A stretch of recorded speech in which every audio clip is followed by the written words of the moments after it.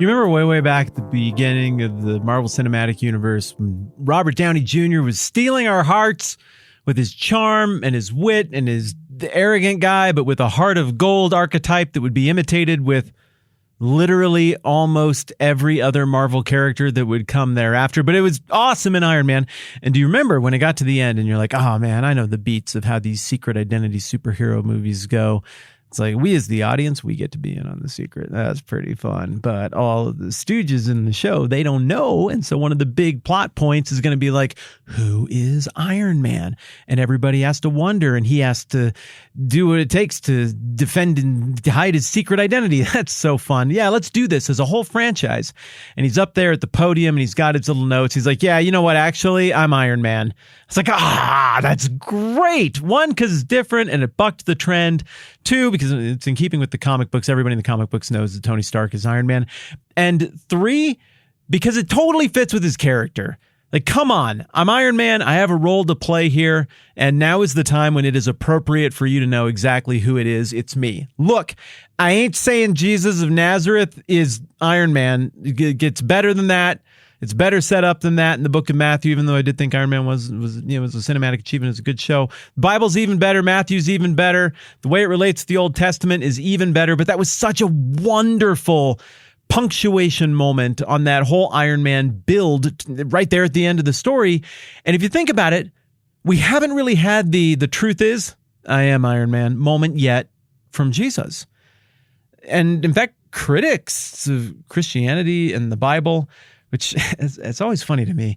Like, I totally get how you could dig deep into the Bible and be like, I looked really, really closely at it. And I don't know. There's still just too many existential and philosophical questions that I have to be sure enough that there's a God for me to take the leap and dedicate my life to such a God, to the pursuit or advancement of the values of such a kingdom. I just can't do it. Okay. Like, all right, people have different thresholds of belief. I get it. But some of the lazy, haven't read the Bible criticisms of the Bible, man, those I'm a little less sympathetic toward, I think. And one of the worst of those is the ones where people are like, well, he never said that he was the Son of God or God in the flesh. Like, he didn't say that. I'm like, oh, wow.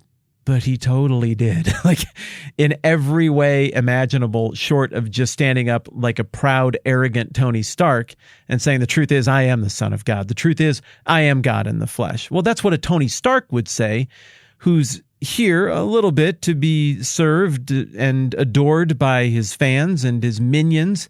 And Tony Stark, a little bit came to serve others, but also really wants to be served too. Well, the Son of Man didn't come to be served, but to serve and to give his life as a ransom for many. Tony Stark and Jesus of Nazareth are not the same character. And in the same way that it was absolutely in keeping with the character of Tony Stark to be like, I am Iron Man, so it really wouldn't be in keeping with the character of the incarnate Christ to get up in front of everybody at a big Roman corporate press conference and be like, I am the Son of God. You know it's true because I said so. Look at me. I can back that up. It just isn't his style. Does he affirm it? Yeah. Does he say it? He kind of does right here in the passage that we're looking at. Like, he affirms his role in a way that everyone in the original audience would have known exactly what he meant, but he doesn't do it like Tony Stark. He does it like Jesus of Nazareth, who is on mission to accomplish the things that he said he's on mission to do. I'm talking too much without reading the verse. I do that sometimes. Stupid. Just read the verse. Okay, here we go. Matthew 26, verse... I'm going to back it up. Matthew 26, verse 62. Let's start here. Then the high priest, that's Caiaphas, stood up and said to Jesus, are you not going to answer? What is this testimony that these men are bringing against you? And you remember, this was them saying that Jesus supposedly had said he was going to destroy the temple and rebuild it in 3 days. But Jesus remained silent, as we discussed, in fulfillment of stuff in Isaiah 53. Then the high priest, still Caiaphas, said to him, I charge you under oath by the living God, tell us if you are the Christ, the Son of God. And as we discussed, Jesus had thoughts about oaths and how things ought to be in that regard. And whatever those thoughts were, it was something that was entirely saturated in kingdom values. He thought about oaths in that context. Make of it whatever you will. When he spoke about oaths, he pointed somewhat vaguely, but it was there, to Christology, stuff about the nature of Christ himself. But here, he's not going to be discreet. This is about as much of an I am Iron Man moment as you are going to get. He's saying it not in the far off reaches of the far north, up where that campfire was, where Peter rightly identified him as Christ in Matthew 16. Now he's saying it in the house of the high priest with witnesses present, everything being recorded. This is legally binding. Verse 64, this is in red. Yes, it is as you say, Jesus replied. So again, to the, I'm sure well-intentioned, but frustratingly ill-prepared critic of the Bible and Jesus who's like, yeah, the Bible doesn't, he never even said he was the Son of God. I repeat, tell us, are you the Christ, the Son of God? And then Jesus says, yes, it is as you say. So I think that counts. Like, I think that's Jesus saying, yep. But do you notice that again, he's using that you said it kind of language? I mean, he just did that, right? With Judas. What is it, just one page ago? Man, chapter 26 is long. We've been working this through. Then Judas, the one who would betray him, said, yeah, verse 25, surely not I, Rabbi. Jesus answered, yep, it's you, or you said it. You have said so even. So twice that terminology comes up when somebody says a thing that is true in Matthew 26. So he affirms, think about this, that he is the Christ, the Son of God. He just owned it, and he owned it in front of people who he knows will kill him for saying that. But he can back it up. Look at everything he did. Look at everything that's happened. Look at all of the things that he's taught. Look at all of his ability to break the laws of time and space. Look at his relationship with the Father. Like at some point, if you're reading this thing through for the first time and you don't know anything about it, and you're some relatively close to the original audience level member and you're reading through it as you go along, you're like, I hope it's him. I really want him to be that. And it looks from chapter 16 like he is, but I don't know. Anybody can say anything in a circle of friends who are maybe a little sycophantic and will just go along with whatever.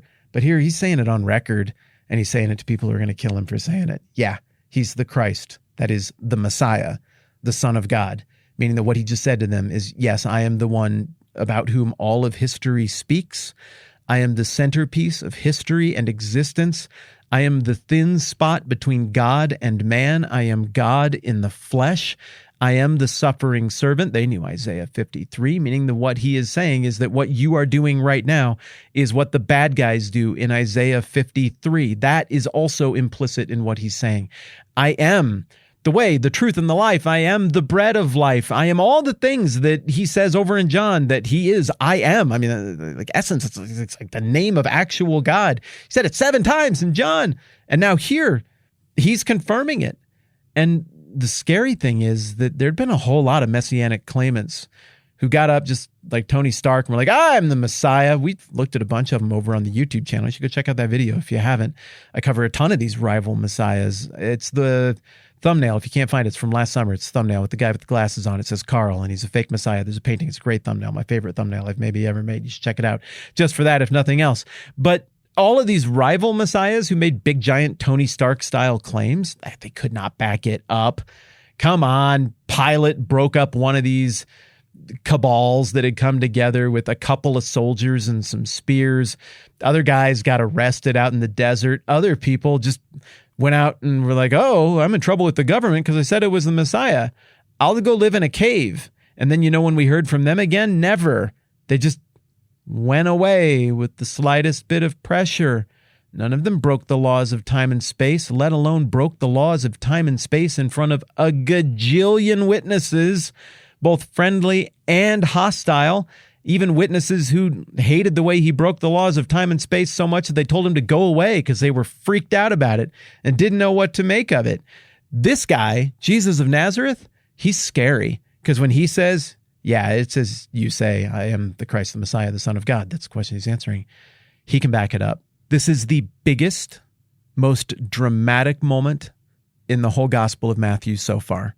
This is the payoff that everybody's waiting for. You've been around this forever. You've been saturated. You've brined in a society that is soaked in this story. So you know this moment's coming. You've maybe even read Matthew before, so you know this moment is coming. But to the original audience or to the actual humans who were there as this was playing out, bah, bah, bah. This was the big moment. There it is, black and white, red and white as it is here, spelled out for everybody to hear. The implications of this, of course, are massive. It's as simple as this. If what Jesus said right there, what he affirmed, if it is true, then God made the universe and everything in it. And then God chose a people with whom to create a relationship to demonstrate his character throughout the centuries and to demonstrate human need for God to conquer our greatest weaknesses, that being sin and death, and the enemy within, the enemy without. It means that God allowed human kingdoms to exist so we could see how those always break and always fail and always turn to injustice and lack of provision and evil and lust for blood, so that he could contrast it with what an actual kingdom looks like, with actual kingdom values that are eternal and lasting. It means that God allowed a gajillion run-of-the-mill clown kings to come and go to mock the idea of real authority and kingship so that we could see what a real king looks like when he shows up right here. It means, to quote Han Solo, that it's all true, every last bit of it. If what Jesus said here, it's as simple as a yes or a no, a 1 or a 0. This is a binary question. If what he said is true, it's all true. All of the big grand narrative that is held out here in the Bible about what God is doing and his redemptive work and Christ being the centerpiece of it. I mean, you can debate passages here and there or whatever, but the big thrust of the story, it's real, it's true. Oh, look, it's my kids. They're calling. Hang on just a second. I'm going to wrap up this thought in just a minute. I'm just going to see what's going on here. Hello. Hey. I love you, kiddo. Okay, bye. Yeah, it's good that my daughter called. I was getting excited and going on. But it is exciting because this is the big moment. This is the drama right here. He said it, and we need to think about the implications of what he just said yes to and what he says in follow-up to saying, yes, he is the Christ and the Son of God next time around. Also, you remember that music thing that I said that we were working on that I was going to tell you more about that I'm really proud of and excited about? Oh, yeah, that's still happening. And you can go listen to that at Spotify. Also, we're going to continue to bounce individual tracks to all of the patrons of the program at patreon.com/the TMBH podcast. It's so good. I don't feel cocky saying that because I'm not responsible for why it's so good. Jeff has made a genuinely fantastic piece of art here, and I want you to listen to it. I hope you buy copies of the CD. I don't get anything for that. It's just, I believe in it that much. And I hope you share it with friends because it's legitimately awesome, thoughtful music in a way that you just don't hear very often anymore. So yeah, once again, The Clamor and the Crash, Jeff did that. His band name is Rooktown. It's so dang good. And also, man, I'm excited to keep going on Matthew 26. We are into the good stuff. All right, more next time. I'm Matt. This is the 10-Minute Bible Hour podcast. Let's do this again soon.